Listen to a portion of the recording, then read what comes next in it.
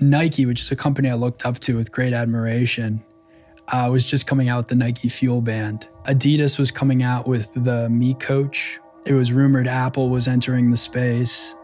It was rumored Microsoft was entering the space. But when it comes to health monitoring, we're the best game in town. 2 of our first 100 users were LeBron James and Michael Phelps. I was going to say you saw an opportunity, but you didn't see an opportunity, did you?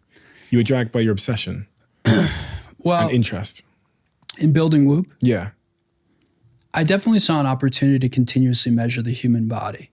And I also saw an opportunity that computing was getting to a size and sort of sophistication where it could be smaller and smaller. But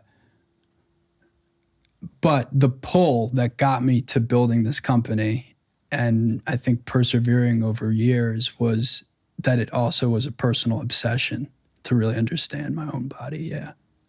Competition. You've got some big competitors. I mean, I saw Apple's recent announcement that sleep is now going to be part of the Apple Watch, one of the new Apple Watches, maybe, I don't know, Apple Watch 8 or something. How do you think about competition, and what role is that played in motivating you, terrifying you, all of these things? Yeah, so when Whoop was starting, Nike, which is a company I looked up to with great admiration, was just coming out with the Nike Fuel Band. Adidas was coming out with the Me Coach. Under Armour, about a year or two later, was going to spend $1 billion, acquiring 3 different companies in the space. They were coming out with their own wearable. They bought a running company, a company called Endomondo, a company called MyFitnessPal. So they had a whole strategy around health tracking. There was a company called Fitbit, which was about to go public for, many billions of dollars. A company called Jawbone, which had raised $1 billion. It was rumored Apple was entering the space. It was rumored Microsoft was entering the space. So competition was always in this backdrop, but I never found myself that swayed by what the competition was doing. In fact, if there's any company I'm most critical of their strategy in the wearables space, it was Nike. Because Nike is, I think, one of the best brands in the world. And they built that brand. Have you read the book Shoe Dog? I haven't. It's a great book. Anyway, it's Phil Knight's book. But they built that brand by storytelling and authenticity. And the authenticity being the people who wore their shoes ran faster and jumped higher. And so that was the company I was the most nervous about, because I was afraid if they could build a wearable that their world's best athletes actually wore, they could then tell that story to the masses and be successful. But they took a huge shortcut. And that shortcut was they just built a product they thought the mass market would like. And so it wasn't a product that LeBron James was going to wear, or Serena Williams or Tiger Woods. I mean, they had all the best athletes in the world. And so the clue to me that that product was going to fail was that it didn't stick to their identity. They didn't have the story at the top. They didn't have any of their top athletes wearing it. And on the flip side, the opportunity I saw was if we could get the world's best athletes to wear Whoop, we could in turn build our own brand around performance and around an aspirational product. And if you go back and looking back on it, that was a very stubborn perspective, even a little bit arrogant to say that no, we're going to build this technology and the world's best athletes are going to pay us for it because it's going to be that good.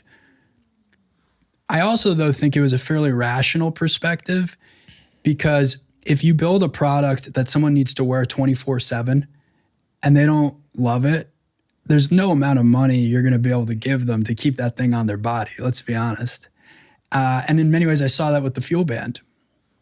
On the flip side, if you can really deliver value around sleep or recovery or these measurements that at the time a professional athlete had never had, they're very, very likely to pay for it because that's a huge value add in their overall performance. So that was our very early go-to-market strategy, and it was also part of the way that we differentiated ourselves from other products. The last thing I'll say about this is, and again, inspired by Nike, the idea that you could build a brand or a product that says something about your identity, like the difference between a cotton shirt that's plain versus a cotton shirt with a swoosh on it. Like the person who's wearing the swoosh feels something different. The person who observes the person wearing the swoosh thinks something different. That was a phenomenon that resonated for me at a very young age. But when I looked at the health monitoring landscape, to me, it felt like health monitoring was actually definitively not cool. And wearing a health monitor, there was almost a stigma associated with it, unfortunately. So how can you build a technology that people wear 24/7 that has a positive identity associated with it? And that goes again back to the professional athlete strategy. If we can get the world's best athletes to authentically wear it, then we can tell a story about how health monitoring is aspirational. It's interesting because I sat here with Scott Galloway earlier on, and Scott talked to me about how once upon a time, maybe 30 years ago, because of the way we learned about products and the lack of TripAdvisors and review sites and Amazon reviews, the big companies could sell a fairly mediocre product based on just pumping advertising at like traditional advertising, like TV and stuff. So you'd go out and buy the Procter & Gamble soap or whatever, just because you'd been overwhelmed with advertising from it. In the modern era, when we have social media accounts and we have, ways to broadcast from the palm of our hands, and we have WhatsApp so we can speak to our friends about ideas and products and stuff. He was saying to me, it's become more about the product and actually being great than the advertising dollars spent. So he said it's no surprise that the biggest companies in the world, like the Teslas, they don't advertise. It's about you telling me about how much you love your Tesla. And the way that I came to learn about my Whoop was my friend Ash a year ago raving about it, like you'd paid him. I think you paid him. Like, the way he was going on about it was like you had paid him personally. That's great. And then obviously, and then he eventually gets me into it, and we have a fitness group, so we start talking about it. You can't pay for that. It's a better product. And I think now more than ever, that's become much more important to the consumer. I think that's right. I think there's a certain authenticity that consumers gravitate to, whether they're intentionally recognizing it or not. And yeah, for us, that's been core to our identity. We've had very unusual relationships with athletes, and I think in large part because we've been able to build a technology that they get value out of. LeBron James is one of them that's often cited as being a Whoop wearer. That must have been pretty surreal to see him wearing it. So 2 of our first 100 users were LeBron James and Michael Phelps. Fucking hell. And this was in like end of 2014, early 2015. And it was also a very difficult time for the business, as we talked about earlier. But I remember I was sitting at home with my parents. And at this point, I think the jury was out in their mind whether me starting this company was a good idea or not. Like a couple of years in, like I had raised money, but was there a business? And this amazing thing happened where a commercial came on, and it was LeBron James in a Kia commercial wearing a Whoop strap. Jesus. And I thought, isn't that the coolest thing? Like he wouldn't even take it off for a Kia commercial. Yeah. And it also made me feel good in front of my parents. Did they accept that it's a real business from that point onwards? I think it helped marginally. Have they accepted it yet? But interestingly, it was something that for a couple of years did buy us time for like building a real business, was the fact that we could get all these really high profile athletes to wear the product without endorsing them.